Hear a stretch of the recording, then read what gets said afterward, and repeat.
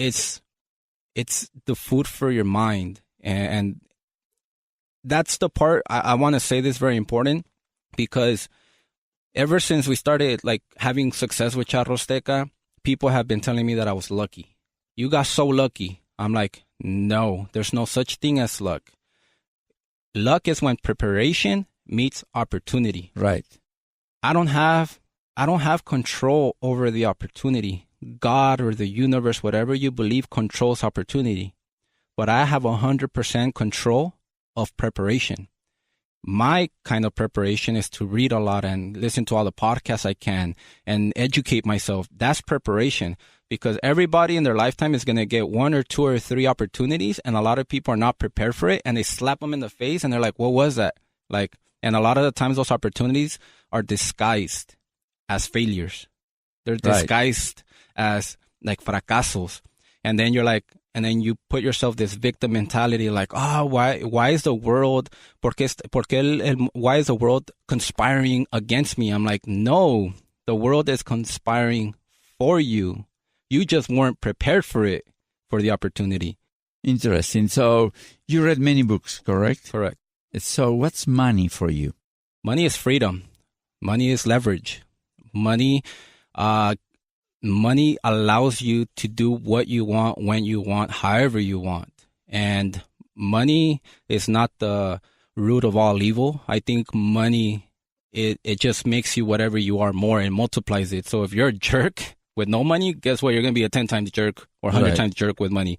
But if you're a humanitarian when you're poor, then with money, you're just going to be a bigger humanitarian. Right. So money for me, it's freedom. What's the definition of success? The progressive realization of a worthy ideal.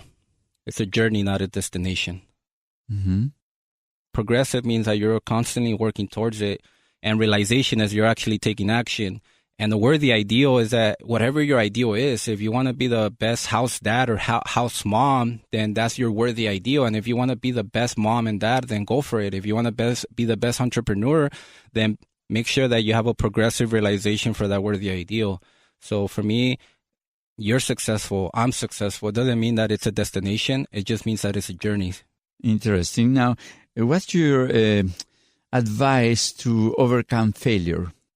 Don't give up 3 feet from gold. In other words, failure is you telling yourself that you accepted failure. As long as you don't accept failure, it's just called temporary defeat. And there's a lot of times that we're digging for gold, right? And we're digging for gold and we're working and we might find some nuggets, but then that's a lot of the times it's like, man, it's hard work, it's too much discipline. Like I want it tomorrow. And when they give up and they stop digging, it's literally, if they would have dug 3 feet more, they would have found gold, like a lot. And that's my fear, that for a lot of people that think themselves as failures is because they accepted it. I'm not going to accept it, because maybe around the corner, the next opportunity is going to come. So failure is relative. I mean, it could be or not. It depends on you. If you accept it yourself. That's very interesting. Now, what's your best advice for other young entrepreneurs? The ones who want to jump into this jungle? I would say that you are not entitled to anything, but you deserve what you are and not what you want. So if you want to become an entrepreneur, don't just want it, become it. If you want to be the best mom, don't just want it, become the best mom. So a lot of us, I feel that they want everything. Like everybody sees it in the commercials or they see it on social media now. Like they want that, but they're not taking action. They're not becoming it. And I think that a lot of us try to take shortcuts, drugs, surgery, debt, a lot of different ways to go against nature, plant, cultivate, harvest. And I feel that, like I said, again, 8 out of 10 businesses don't fail because of lack of capital or because of lack of whatever happens to the economy or the hell what the president did. I think you fail or succeed because of who you are and who you become. That's so interesting. What kind of growth have you in your business from, year one to today? we're right now making multi-million. So right now, we're in April. So we're actually projecting 10 million. 10 million a year. Correct. That's awesome. From our first year was 12,000, and then it went to 24,000, and then the third year is when it just started taking off. So now it's more difficult, correct? Because you need to manage money. More money, more problems. More. That's right, actually, and you have to. One of the problems is when you have money, as you were saying, you change yourself to a degree and you enlarge or project what you are inside, correct? Correct. However, that requires an exercise, a constant control and think about all these circumstances. Do you meditate? Correct. Yeah. At the beginning, I was like, what the hell? Why am I going to meditate? Like, who does that? I'm not Buddhist. I'm not whatever.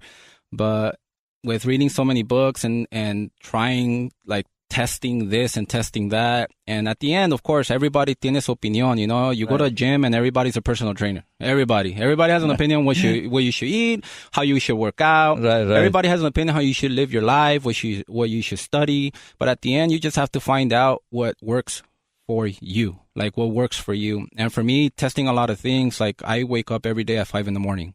And I wake up at 5 a.m. because that's my time. Everybody's asleep and it's a very calming time. Right. So while everybody's sleeping, I'm trying to prime myself for the day. So I do 4 disciplines. And I used to do more, but I narrowed it down to these 4. As long as I do these 4 every single day, I'm ready for the day, which is 1, I meditate for 5 minutes. Number 2, I read my affirmations aloud. Number 3, I read 4 pages of a book, and then I get them on the floor, and then I do 20 push-ups. Is that every day? Every day. And if I don't do them in the morning, I have to do them before 11:59 p.m. So your affirmations change a lot, or They changed during the time. I had to kind of Frankenstein a lot of different affirmations until I found the ones that I work. But now I have my affirmations that are my solid affirmations for the rest of my life. I actually have them in my phone, in my Dropbox. So you put it on the mirror or in the bathroom? On my phone. On your phone? Yeah, everybody's on their phone. So I just take it out and I just start reading. Like maybe before I go into the office, I'm by myself in my car. I'm in the restroom. I'm by myself. Like that's me time. So instead of scrolling through social media, let me do something that's productive. Or even when times are like, sometimes you wake up in the morning, you're having the best day, but something just messes it up at the end. Right. Like everybody could relate. So what I do is like when I'm having those horrible times, I just get my phone out and start reading my affirmations aloud because there's statistics that say if you try to smile or you fake smile, it doesn't matter if it's fake or real. It's going to change your biology inside of your body and you're just going to become happier. Right. I agree with you. I believe in that. Now, you said that the person that you admire the most is Jeff Bezos, or you have somebody else that you... I admire a lot of people. Anybody that has given their 2 pennies or their penny for my knowledge and for my inspirations. Choose one. I want to, and this is one of my favorite, Richard Montañez. Yeah, Montañez. Yeah. You know who that is? No. Richard, he's Mexican, and he was a janitor. And he was a janitor here in Southern California for a big billion-dollar corporation. Richard, his CEO of his company said, everybody's empowered in my company, but maybe, of course, talking to the vice presidents, right? Not to the janitor. So Richard took it on himself, and he's like, you know what? I feel empowered. So in the company that he worked for was Cheetos. Oh. So what he did is like, you know what?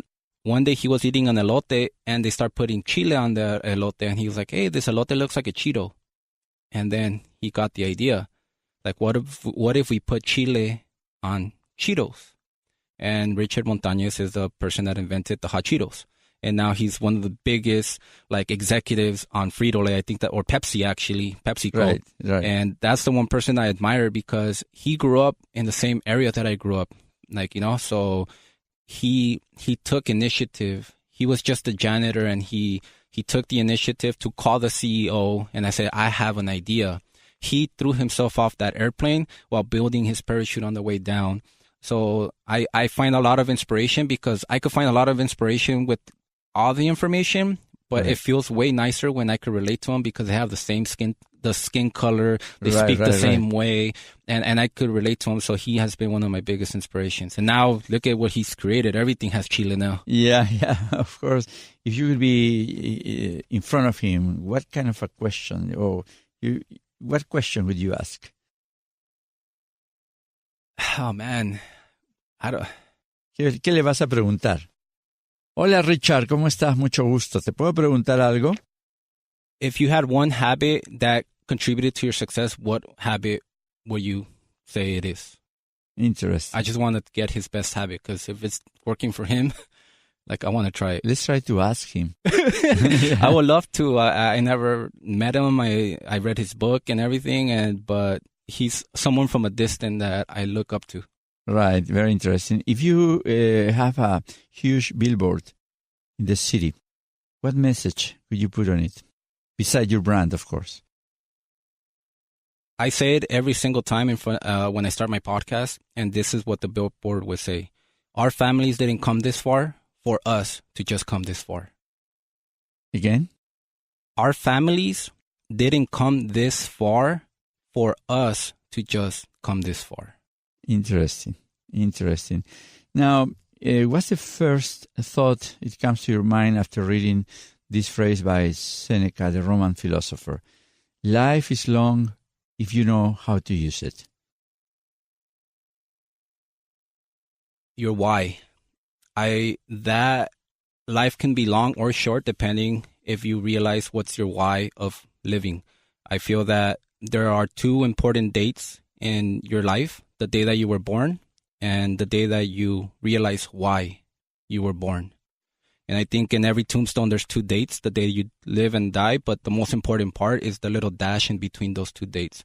That little dash means everything that you lived. That little dash means everything to your family, to a community. So I think once you realize why you're here, life becomes long. If you don't, then it's just going to be like a slap in the face, and next thing you know, you're 80 years old and you're regretting instead of feeling fulfilled. I love it. You were saying that your operation now is a multi-million dollar operation, and you also mentioned a lot of family. How do you balance both family life and business life? For you are a person dedicada a trabajar 18 horas al día and you forget about your family. I don't think I balance it. I just think I integrate it. My employees are my family, so it's really nice to wake up in the morning and not have that Monday morning feeling of going to work like at a corporate job. I feel like I love spending time with them, and I don't believe in work-life balance. I just think you just have to integrate it, and then after that, then you just start making your priorities straight. What's more important, like parties or building your business? And if I don't think it's anything with time management. I just think it's priority management. Interesting. I have a question that I didn't ask before when we were talking about your business. Who does do the selection? Who does select the product? You yourself? The customer. The customer does the selection because we have this brand that we provide products artesanos. So then the customer says, "Do you have this?" Oh. I don't yet, but I will. So I feel that a lot of people, like you were talking about products, I think people they try to find products for their, they try to find customers for their products. I do it the other way around. I find products for my customers. And I think that's how my business has grown, because I put faith that my clientele is always giving me the best feedback. Like, you should have this, you should have that. And all I do is I find the contact, we try it out, I fulfill it, and now I could provide it to everybody. Right. Any plans for the future that any business plan, new project, and then expansion? I try to grade myself, like my life or my business, in decades instead of years. But in a decade, like, I want to make it into a $1 billion company. Of course, capital, organically, you could only grow at a certain amount. But once there's capital, like let's say an investor, I just don't want their money. I've been offered money, but I don't care about the money. I just cared about what is the investor going to bring with him. his network, his knowledge, his skills, that he can help Charro Azteca